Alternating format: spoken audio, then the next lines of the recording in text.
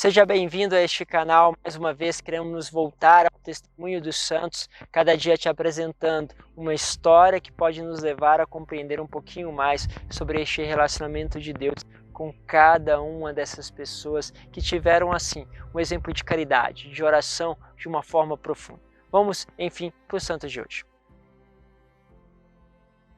Bom, a santa de hoje tinha como nome de batismo Paula Francisca Maria. Ela nasceu no dia 6 de novembro, na Précia, em 1813. Ela ficou órfã cedo de mãe e por isso, quando tinha apenas 11 anos, aconteceu este encaminhar da vida dela. Ela passou a estudar junto com as irmãs da Visitação e ali também desenvolver o seu desejo de poder responder a Deus. Assim, aos seus 17 anos, ela já tinha tomado a decisão de procurar viver esta intensidade da vida religiosa e de se tornar celibatária. Procurou o pároco, afinal de contas, ali o pai ia se opor, tinha todo este medo, mas o pároco vê toda essa caridade, o desejo dela de poder aproximar-se aos outros, né? E depois, com a ajuda do sacerdote que vai procurar o seu pai, consegue uma primeira graça, que é o seguinte: o pai que queria que ela casasse passou a deixá-la livre para que pudesse realizar as suas obras, os desejos de caridade.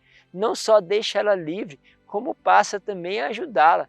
Ele que era dono de uma fábrica de tecido, começa ali a deixar que ela, pudesse tomar conta daquelas mulheres que trabalhavam ali, montaram ali uma associação que destinava sobretudo a fazer a piedade e a caridade. Então começa ali já no trabalho do pai.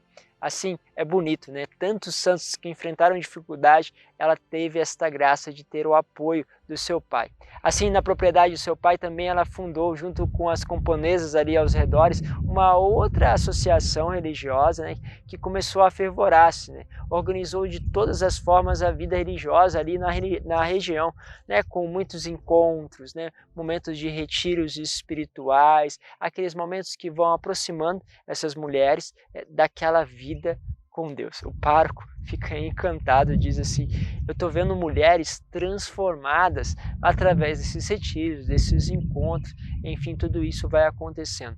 Quando foi em 1836, que a peste começou a assolar toda a região, ela conseguiu do seu pai uma segunda graça, que é o pai dar autorização para que ela pudesse atender as pessoas que estavam sofrendo com aquela peste. E o pai autoriza, assim ela começa os seus trabalhos como enfermeira, né, e dá toda esta amostra deste coração, esse ímpeto, vamos dizer assim, heróico que ela trazia em si, né? Quando nós vamos fazer ali a avaliação de um santo para que possa caminhar para os altares, uma das coisas que a igreja faz é olhar as virtudes heróicas, e aí você percebe as virtudes heróicas tão firmes nela. Depois da peste ter passado, ficaram o problema dos órfãos, afinal de contas, pais que haviam falecido, e aí ficaram suas crianças sem ter aqueles que cuidarem, né? Às vezes muitas pessoas da mesma família faleciam, assim ela passou a dedicar-se também ao cuidado delas. Imagine vocês, ela deve estar com os seus 40, 50 anos. Não, ela tinha 24 anos e já tinha passado praticamente aí por 3 obras que ela já tinha levado à frente. Não é fácil não.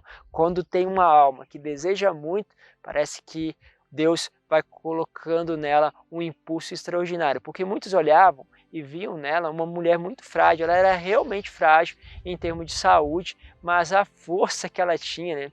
Depois falaram o seguinte: ela tinha muita fragilidade, era visível, mas ela trabalhava como se fossem 3 pessoas com um vigor extraordinário. Pois é, isso tudo ela fazia. Depois ela foi trabalhar, montou seu próprio instituto para cuidar ali das pessoas, das meninas órfãs, montou trabalho com pessoas surdas e mudas.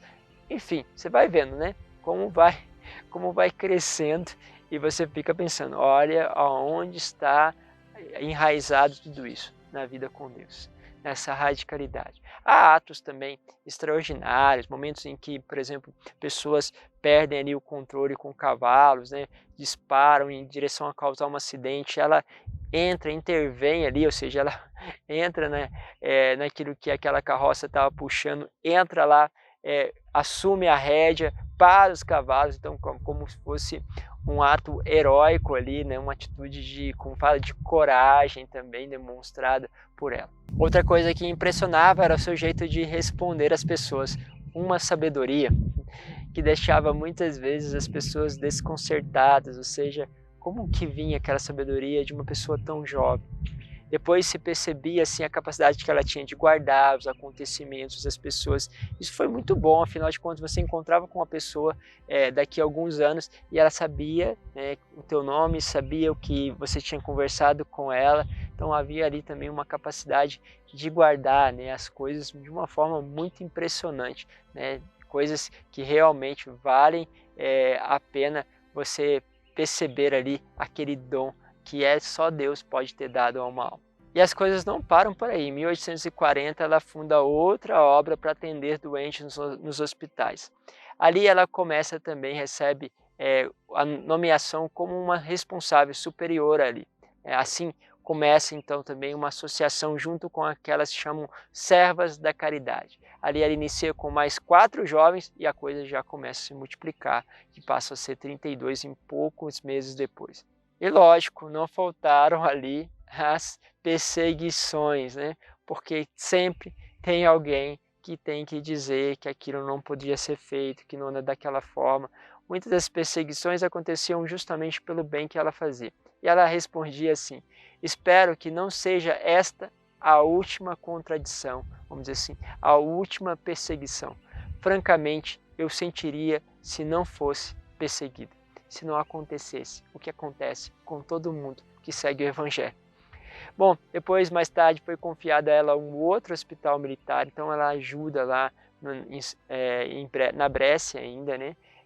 Todas as pessoas que vão passando pela guerra, situações, porque a Itália estava em conflito com a Áustria, assim eles trabalhavam incansavelmente, né? Dia e noite ali nos cuidados dos feridos. Mas outra coisa também, acabava tirando ali, vamos dizer assim, um pouco da paz dos soldados, porque os soldados queriam muitas vezes aproveitar-se da situação, da vulnerabilidade de algumas enfermeiras e praticavam atos realmente de repugnância. Vamos dizer assim, atentavam contra a virgindade dessas mulheres e uma das vezes o que aconteceu? A presença já dela junto com outras irmãs já era uma situação não desejada porque impedia que esses fatos ocorressem. E outras vezes houve uma invasão, eles encontraram com ela, ela pegou a cruz, outras irmãs seguiram ela ali, né, juntas, e ali em nome de Jesus ela pediu para que eles se afastassem, para que eles se retirassem dali.